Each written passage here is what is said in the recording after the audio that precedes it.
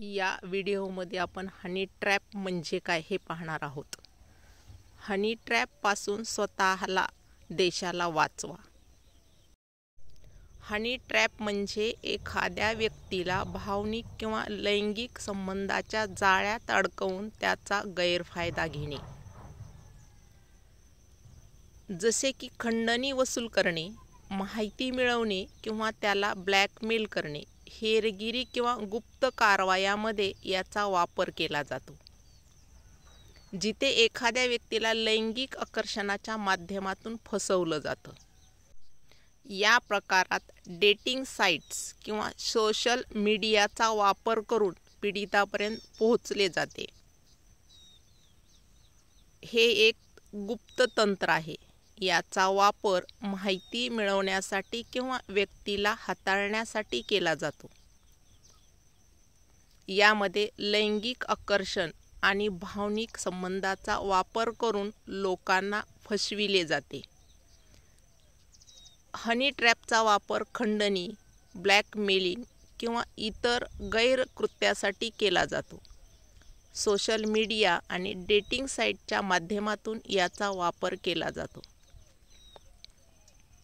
जिथे फसवेगिरी करणारे व्यक्ती पीडिताशी संबंध प्रस्थापित करतात आणि नंतर त्याचा गैरफायदा घेतात। हनी ट्रॅपिंग ही एक अशी पद्धत आहे ज्यामध्ये परस्पर राजकीय किंवा आर्थिक हेतूसाठी प्रेमसंबंध किंवा लैंगिक संबंधाचा वापर केला जातो।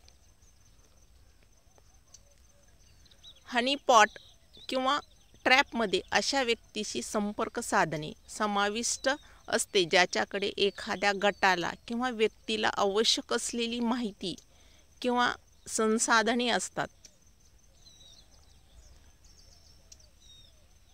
ट्रॅपर नंतर लक्ष्याला खोट्या नात्यात, ज्यामध्ये प्रत्यक्ष शारीरिक सहभाग असू शकतो किंवा नसू शकतो, फसवण्याचा प्रयत्न करेल, ज्यामध्ये ते माहिती गोळा करू शकतात किंवा लक्ष्यावर प्रभाव टाकू शकतात।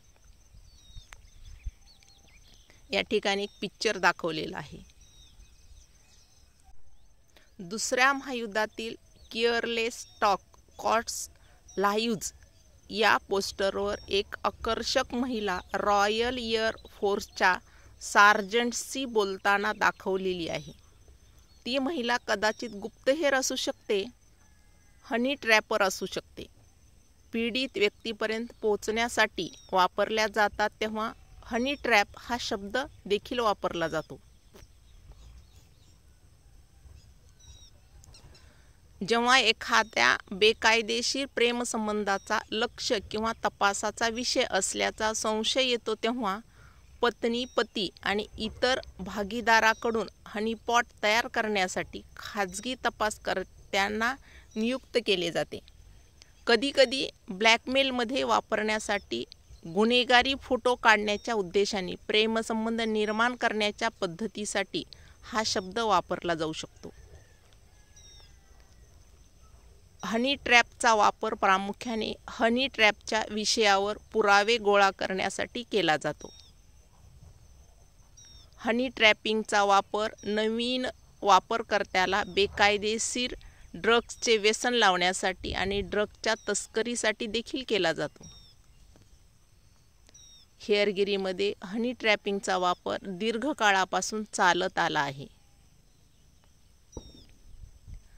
शीतयुद्धादरम्यान USSRच्या KGBने मोझनो गर्ल्स किंवा मोझनोस नावाच्या महिला एजंट्सचा वापर परदेशी अधिकाऱ्यावर फूस लावून हेरगिरी करण्यासाठी केला होता। 2009 मध्ये ब्रिटिश M15ने शेकडो ब्रिटिश बँका, व्यवसाय आणि वित्तीय संस्थांना चीनी हेरगिरीचा धोका शीर्षक असलेला 14 पानाचा दस्तऐवज वितरित केला आहे। त्यात पाश्चात्य व्यावसायिकांना लैंगिक संबंधावरून ब्लॅकमेल करण्याच्या चीनच्या व्यापक प्रयत्नाचे वर्णन केले आहे। दस्तऐवजात स्पष्टपणे इशारा देण्यात आला आहे की चीनी गुप्तचर सेवा दीर्घकालीन संबंध जोपासण्याचा प्रयत्न करीत आहेत आणि लैंगिक संबंधाच्या कमकुवतपणाचा फायदा घेत व्यक्तींना त्यांच्याशी सहकार्य करण्यासाठी दबाव आणण्यासाठी ओळखल्या जातात.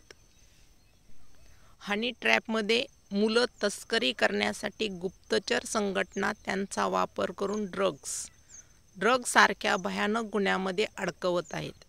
तरुण मुलांनी यापासून दूर राहावे व पालकांनी याकडे लक्ष द्यावे यासाठी हा व्हिडिओ शेअर करत आहे. व्हिडिओ आवडला असेल तर शेअर करा, लाईक करा, सबस्क्राईब करा.